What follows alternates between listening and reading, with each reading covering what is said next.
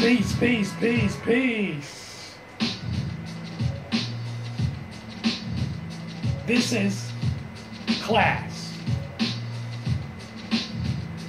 Thank you very much for coming in out today and watching my program. And introduce myself. I am Chocolate Amun Ra.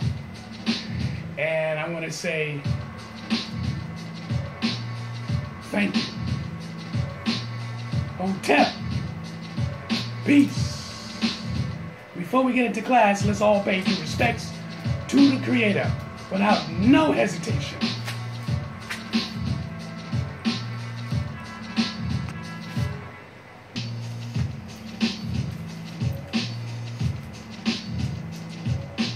The sun rises. Assalamu alaikum. Good morning. Amun. Peace, peace, peace. Oh, this class is going to be very interesting. This class here is going to be interesting. This is the introduction on what this class is going to be about. Simple format. You heard it over and over and over before. But the problem is, are you taking consideration and you're applying it to its truths? Meaning, gods and goddesses on this earth. A lot of religious people believe that Jesus died for them. Now, this is not to be a bigot. Remember, my class is about education. There's a story about Jesus Christ. But there's also a story about Marcus Garvey. There's also a story about W.E.B. Du Bois. There's stories about Malcolm X. There's stories after stories. But these stories, we need to think about. Who truly sacrificed themselves for the melanin race? I mean, according to the story of the European concept, white Jesus is supposed to come from heaven down to this earth and save who? But there were men who really walked this earth and sacrificed their life for you and I. For example, let's get Malcolm X, because Malcolm X is class today. We need to listen to some of his videos and reconstruct it, break it down. Because Malcolm X changed his life around, became a Muslim, and started helping our people. Now we need to recognize these things and begin to understand the sacrifice this man had made. Of course you heard the stories and you probably watched the movies, but I don't believe some of you truly watched some of his documentaries. And then I want you to tell me, who really sacrificed themselves? Who? Remember, I'm not a preacher. I'm not a scholar. I'm not a reverend. I'm not an archaeologist. I'm not an astronomer. But I am the messenger. And we're here to teach. Get your pencils and papers. No excuses. Understand. My opinion If religion is not speaking and talking about you and the things that our people do, but always giving you a story, something wrong with that. Who and what is your identity? Your identity.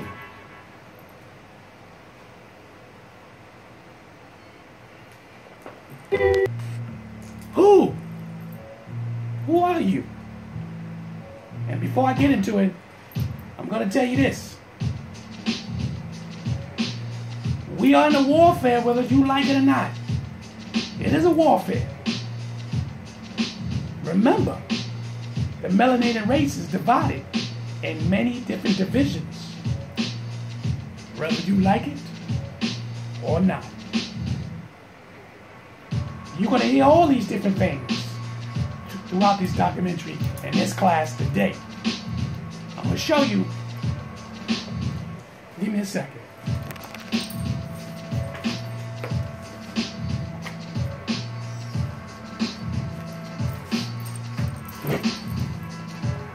Some of y'all have got this book, Malcolm X autobiography.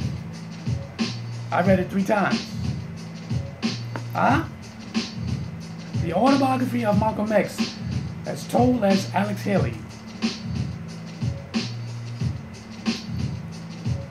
But maybe some of y'all didn't watch you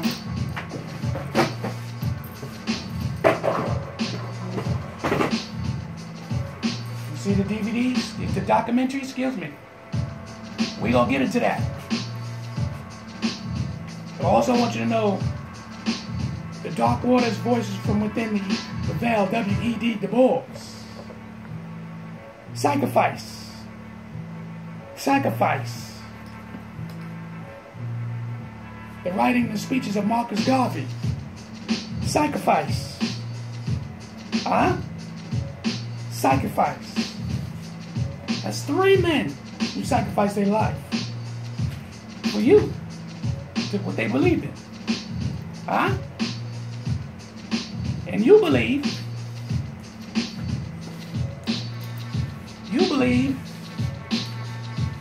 in Christ. Which one is Jesus Christ? These are many faces that was drawn in the early years or early centuries ago. The color of Christ. Yeah. We're going to get into today. You see, we got to unwind the mind and unwind why we so caught up. Some of us call it an illusion. Some of us, it's just you caught up in lies. How these men were infiltrated, all these things are going to be caught into this documentary of this class today. As you know, as Malcolm X is doing speaking, you're going to be showing videos, you're going to see something, you're not going to be able to watch it, but you better hear it. So get your pencils and papers. I'm not going to show you the whole video. I'm going to give you different clips and different ideas. We're going to break this down. Let's get into it. Let's get into it right here, Malcolm X, the House Negroes. We're going to deal with this. The House Negroes and the Field Negroes. We need to understand the difference between these 2 people.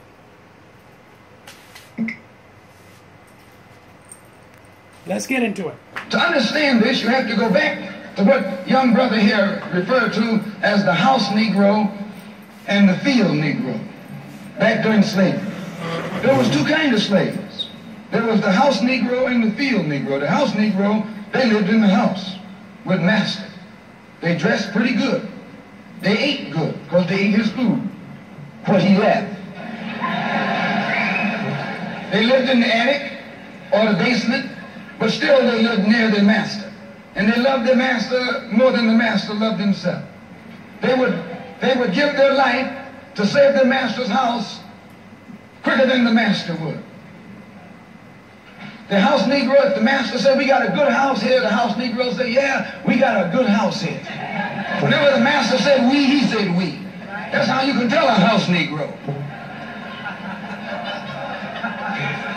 If the master's house caught on fire, the house Negro would fight harder to put the blaze out than the master would.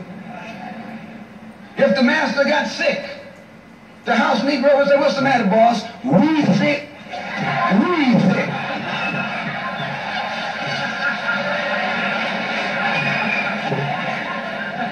He identified himself with his master more than his master identified with himself. And if you came to the house Negro and said, let's run away, let's escape, let's separate, that house Negro would look at you and say, man, you crazy. What you mean separate? Where is there a better house than this? Where can I wear better clothes than this?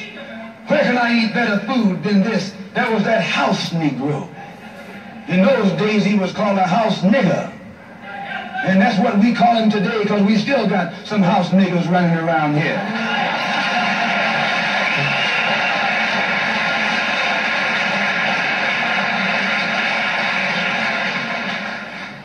This modern house Negro loves his master. He wants to live near him. He'll pay 3 times as much as the house is worth just to live near his master. And then brag about, I'm the only Negro out here.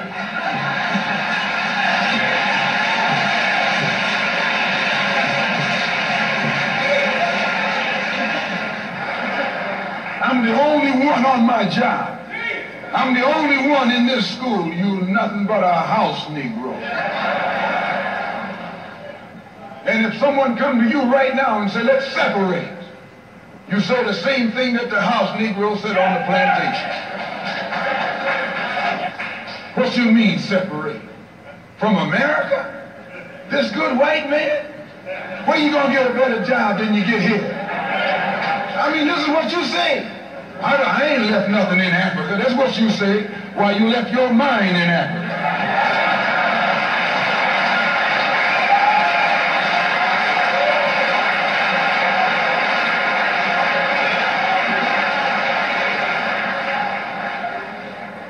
On that same plantation, there was the field Negro. The field Negro, those were the masters. There was always more Negroes in the field than there was Negroes in the house. The Negro in the field caught hell. He ate leftovers. In the house, they ate high up on the hog. The Negro in the field didn't get nothing but what was left of the insides of the hog. They call them chitlins nowadays. In those days, they call them what they were, guts. That's what you were, a gut eater. And some of you all still gut eaters.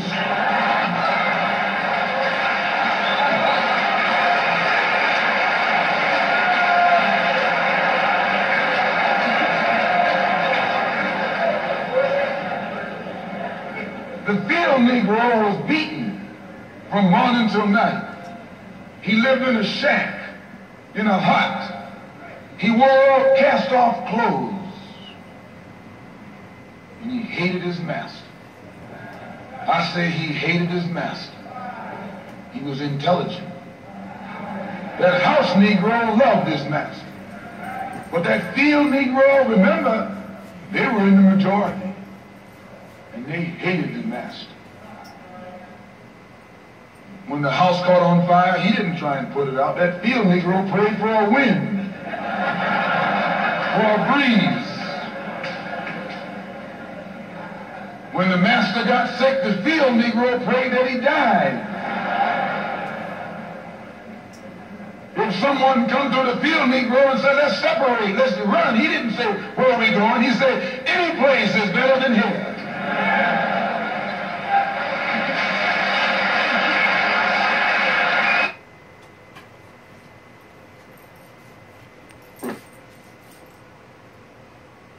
Brothers, sisters, understand the Honorable Malcolm X. He's passed away, yes he has, long time. But his work is still respected. Listen, we can have all the different ideas and whatever we felt about Malcolm X. I thought Malcolm X was a courageous man. His work was outstanding. His speeches are legendary. And his story is outstanding, magnificent. But here, as he narrated, clearly, to give you two definitions of the melanin man. Even though he did it in the factor of slavery, but if you understood what he stated, here in modern time, you still do it today. Some of you are truly washed up.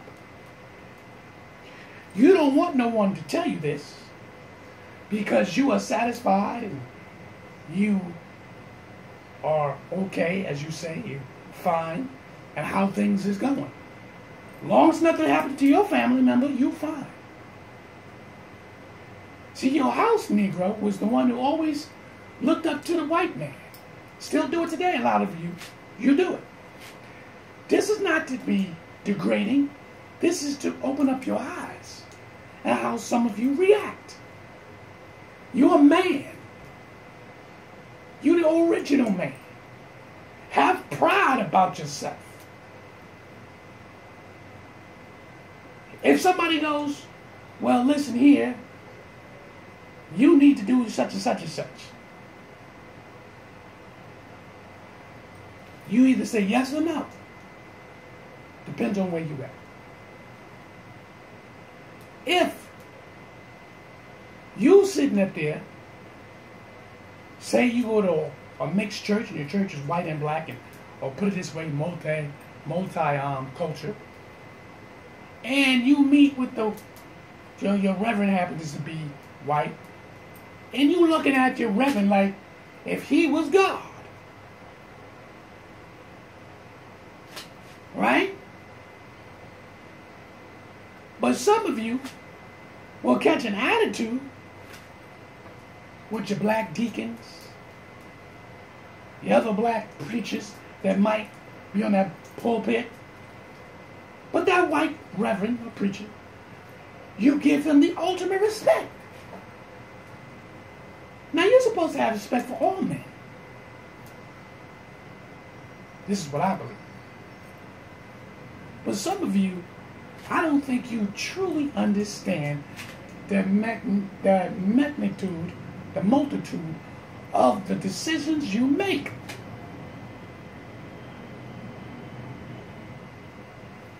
Now, I'm going to jump into another part. As I told you, I'm not going to, these are different clips. And I wanted to start off with the house Negro syndrome and the field Negro syndrome. About our peoples, how we so easily betray each other. Just like that. You love those white folks. Oh, they paying my bills. No, they not. If you don't go to work, you ain't nothing get paid. You're still doing for yourself. If you don't get up and go to work, you don't get paid. But some of y'all take things beyond the call of duty. Oh, I got to let them know I'm one of the greatest workers of all time. I'm going to save you money. I'm going to do beyond the call. Don't worry about it. None of these Negroes going to pass by me. I'll keep an eye on these Negroes because you know they just cannot obey the rules. Some of them don't have to talk like that. They act like that. And they get other people to join in. It's a damn shame. It's a damn shame. But let's get into another clip. Hope you got your pencil and paper. Yes, you can buy the book. You can download this series here.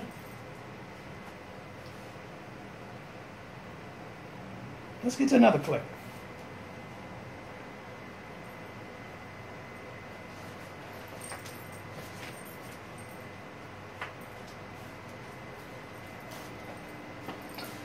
Today, in our discussion of minority groups, we have with us two guests. One is Minister Malcolm X. Shabazz, one of the top leaders of the Nation of Islam, or the so-called black Muslims. And we also have Mr. Herman Blake, one of the teaching assistants in the course. We will discuss today some of the goals and some of the strategies of the Nation of Islam. And I wonder if Mr. Blake might start it off by asking Mr. Shabazz a question. Minister Malcolm, the thing that I thought might be good for starting it off is to talk about one of the most pervasive beliefs in the general society about the Nation of Islam, and that is that it is an organization dedicated to the use of violent means to attain its goals. The question I have is, how true is this, and why do you think it persists in society? Well, the Muslims who have accepted the religion of Islam and follow the religious guidance of the Honorable Elijah Muhammad have never... Now, the reason why I'm stopping the video is I want you to understand what you're about to look at. Please. You see Malcolm X is here, and then the other brother, quote unquote, the house Negro, because that's the house Negro. He believes he's superior in his intelligence. You can see the body movement and how he approached the conversation. This is how a lot of you are. You act like it. You helping that white man and his bullcrap. That white man got you to go against your melanin race. He's got you to do it. And a lot of you go, oh, we have our own opinions. We have our own ideas. And when you agree with that white man, you over heels ready to protect what he believes or what she believes. But you ain't ready to stand side by side by your melanated brother. You're not ready. So here is an example how this house Negro is going to try to challenge Malcolm X. In superior thinking, this is what he thinks. Let's let the brother break it down.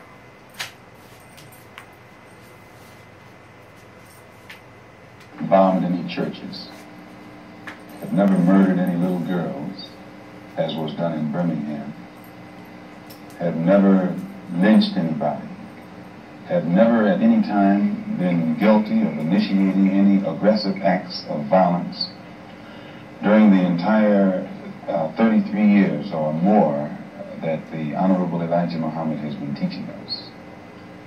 The charge of violence against us actually stems from the guilt complex that exists in the conscious and subconscious minds of most white people in this country. They know that they've been violent in their brutality against Negroes, and they feel that someday the Negro is going to wake up and try and do unto them as they have do unto the whites as the whites have done unto us. We are a violent group. We are taught by the Honorable Elijah Muhammad to obey the law, to respect everyone who respects us. We're taught to display courtesy, to be polite. But we're also taught that at any time, anyone in any way inflicts or seeks to inflict violence upon us, we are within our religious rights to retaliate in self-defense to the maximum degree of our ability. We never initiate any violence upon anyone, but if anyone attacks us, we reserve the right to defend ourselves. So to accuse us of being violent is like accusing a man who is being lynched, who is being hung on a tree, simply because he struggles vigorously against his lyncher.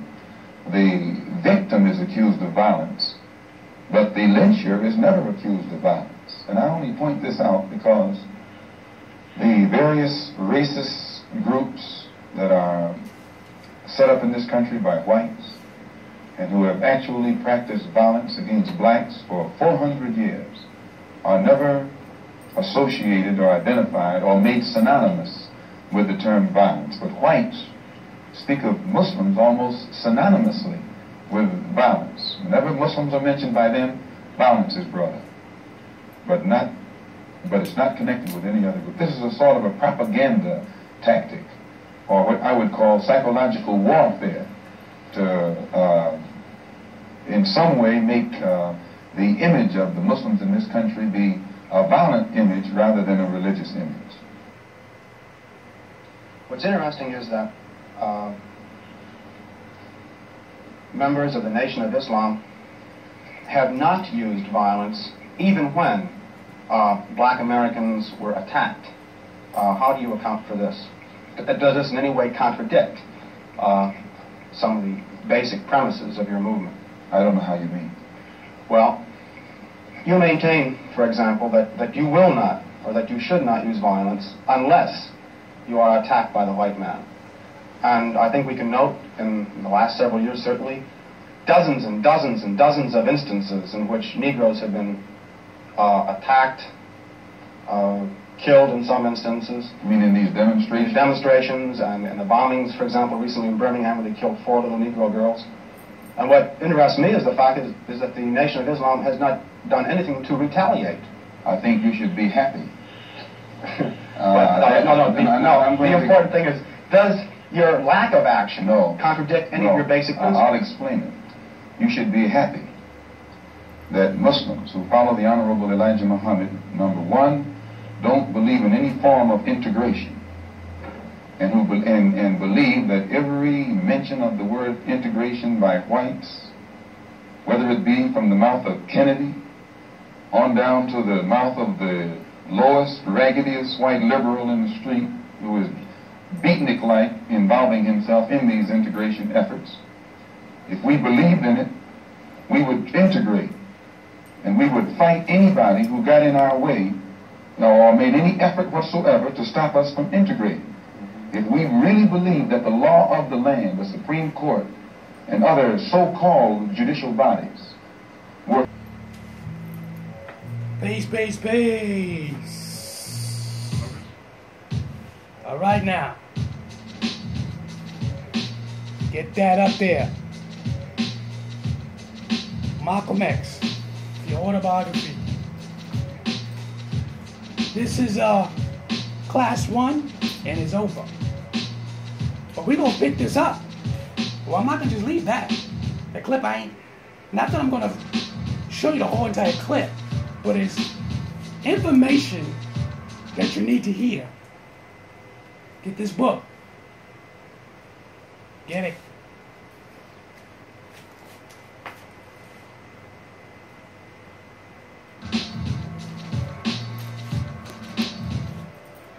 I'm Chocolate Amun Ra, and I'm just a messenger. This class is different, and I told you it would be. Some of you probably will see things you've seen before, and some of you won't. But this is what the churches don't show you. This is what the churches don't teach you. This is a man. They put him on stage with another black man. So basically it's 2 men against 1. But he's handling his business. He's putting in his work. This is what we do today, 2017. You try to destroy your own peoples and contradict your own people, knowing they know they're right. I'm Chocolate Amun Ra, and this class is over. See you in 2.